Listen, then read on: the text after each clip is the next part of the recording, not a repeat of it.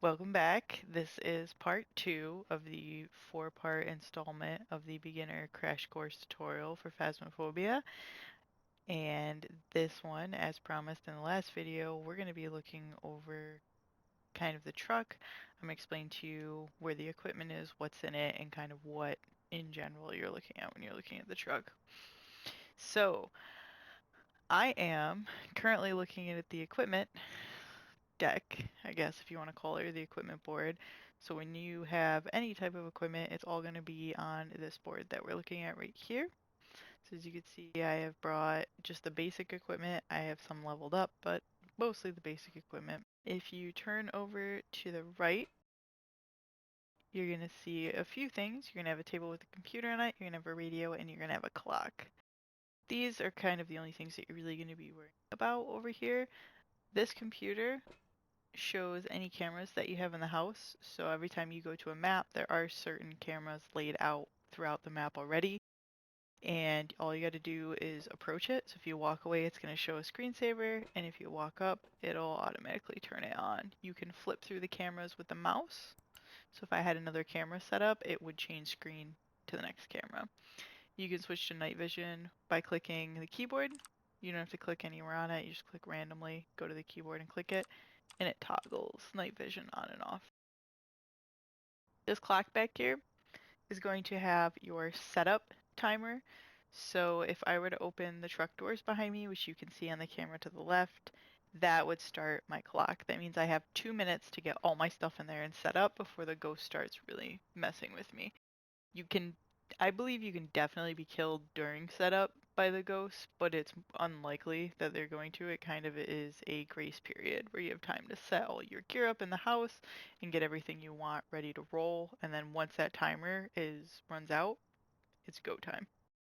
The radio, not critical, it's not super important. It just, as you heard when I entered the truck, it gives you a quick briefing over what's going on in the house. So it'll tell you different things depending on the location. You just want to pay attention if it says, there's been violence, they left in a hurry, stuff like that tells you that the ghost is likely going to be a little bit more aggressive, potentially. I am not 100% sure if that is an accurate gauge of whether or not the ghost is going to be aggressive. I like to use that as a gauge to just express caution. Sometimes it doesn't tell you anything helpful, sometimes it does. Back up, I'm going to go and look over to the right, and I'm going to have a couple things here.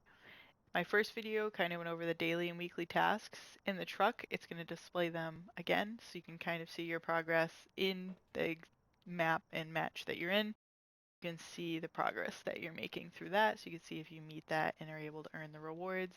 And then you're going to have this cork board that's going to have your case. It's going to have the name of the ghost up top. The name of the ghost is important. You can call it in the house. Sometimes it will get you more activity if things are kind of a little bit boring in there and you're not getting as much activity if you want.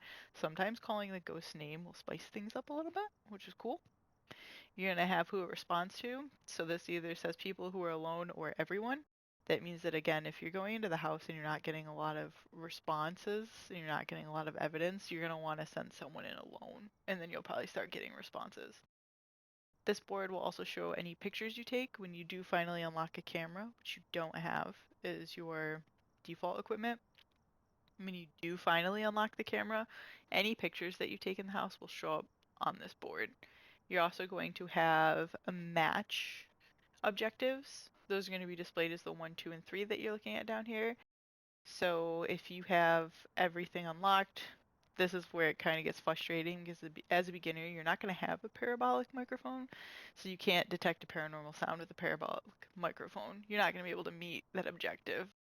I guess ignore that because you're not going to be able to meet it. You also can't meet cleansing the area near the ghost using incense. You can, however, find evidence of the paranormal with an EMF reader. So if you meet that, that gives you additional bonuses at match end. Go more over to the right, you're going to see 4 TV screens, and depending on what difficulty you're playing at, it actually changes what screens you have access to. So on higher difficulties, they do it when you come into the truck, certain screens will be broken. Like you won't be able to use your sanity screen, your sound sensor screen, your map screen, or your total activity screen, you'll only have access to certain, like, very specific screens, depending on what difficulty you use. But in beginner difficulty, you have access to all of them. So if you look up to the upper leftmost screen, you have your map. All the red lines are going to be your windows. The green lines are going to be your doors, entrances, and exits. It's mainly your entrances and exits. And then that green battery looking icon is where your power box is. Play beginner mode. The power is always going to be on when you enter the house. If you move one difficulty up to intermediate, the power is off for all difficulties after that, so you have to find the power box and turn it on. Click these little arrows, it'll go up or down a floor. So I'm at Tanglewood, it only has 2 floors, it has a basement and a main floor. Right now I'm looking at the basement. If I want to look at the main floor, I click this little arrow and it'll show me my next floor. If I look down to the screen below, this is going to be my sanity. This measures what my mental state is when I'm in the house. So if you go through the beginner tutorial for the game, it does explain to you what sanity is, but if you haven't done that, I'm going to explain it here.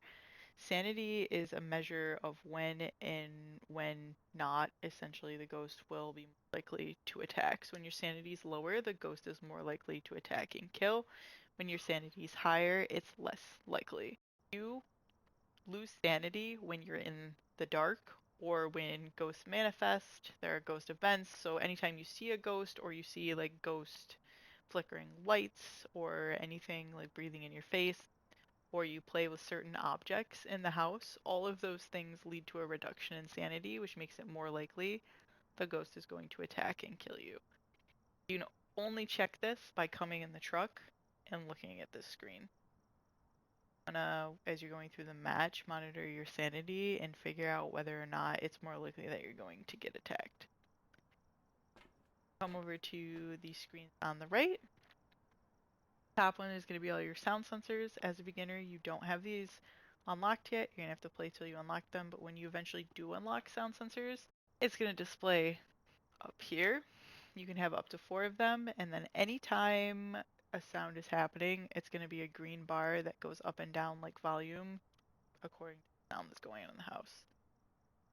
Them by pressing the little sound icon, and then I believe you can make them kind of the focus or not the focus on the arrows over here. If you go to the screen below, you're going to be looking at your activity. This is important for a couple reasons.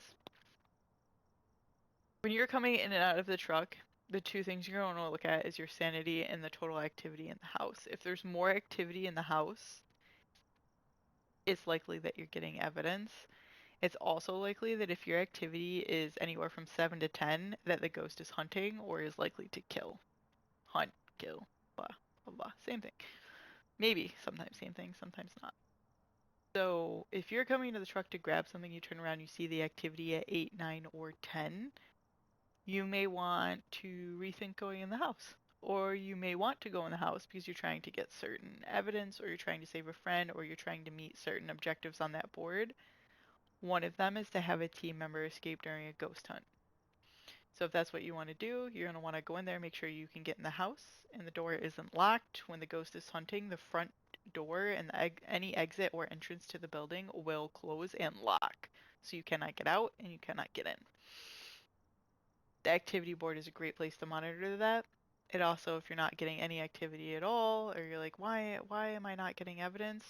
Come to this board and see if there's any activity, and if there's not, there's something you have to do differently, whether it's send someone in alone, call out the ghost's name, or you're just not doing the right actions to get the right amount of activity you're looking for.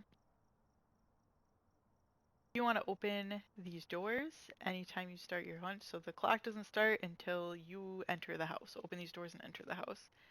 The way to open these doors is to pick up this key, and if you are playing on PlayStation, you're going to want to come over here and click square. That's going to pick up your key, and then you're going to hit the right trigger. That's going to open your doors. And then you can just go out and go in the house. your entire match, you have access to this truck, and you can come up and you can pick up tools and say, I want this one, I want this one. Put them back exactly where you got them if you want, or you can just throw them on the ground. To be perfectly honest, everybody throws them on the ground. The way that you pick these items up is also with square. So that's going to be your action button. You're going to have the square, you're going to come pick them up, and if you want to discard them, you press circle. To cycle through them, you press triangle. If you're playing PlayStation, I apologize. If you're playing on the PC, I am not giving those commands because I do not know them. But you can cycle through them, and then you can only hold 3 at a time. Unless you have, so when you get up a little levels and you unlock the matches are the only one where you can hold 4 items. So you could hold the matches, incense, and 2 other items because the matches, you have to use the matches to light the incense, so they technically count as 1 item. But for the most part, you can only hold 3 items. So you are going to have to be strategic when you first go in the house and kind of when you're in the house in general. Do you want to bring a flashlight all the time? Then you really only have 2 spots. Keep that in mind when you're kind of planning on creating your pack for getting evidence. So you are done with the hunt and say you're like, oh yeah, no, I figured out what the ghost type is. It's for sure a poltergeist. And you circle the poltergeist, you come in, and you're like, how the hell do I get out of here? You can do that by coming back up and clicking right trigger again and closing the door. That's going to end your hunt, and that's going to take you back to the main lobby, which you'll see in a second.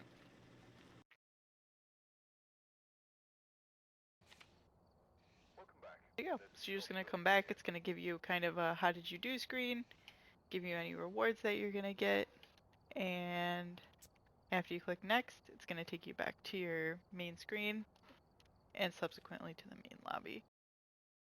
So this is the end of my second video, which is kind of going over what was in the truck, how to use the items in the truck, and just how to interact with it in general. The end of that video, and I hope that you'll stay tuned for my third video, which is going to explain the items in the truck. So it's going to explain our equipment, how to use it, and how to get evidence, and what that evidence looks like. Thank you for watching. Please like, comment, and subscribe. It does help more than you know. Thank you. Have a wonderful evening, morning, afternoon. Bye bye.